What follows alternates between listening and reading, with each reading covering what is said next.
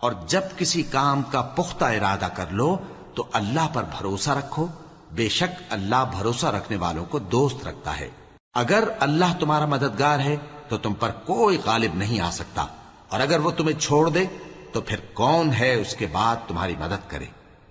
اور مومنوں کو تو چاہیے کہ اللہ ہی پر بھروسہ رکھیں، اور کبھی نہیں ہو سکتا کہ کوئی پیغمبر خیانت کرے،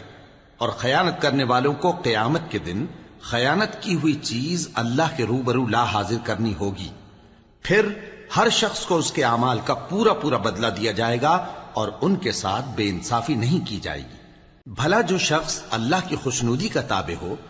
وہ اس شخص کی طرح ہو سکتا ہے جو اللہ کی ناخوشی میں گرفتار ہو،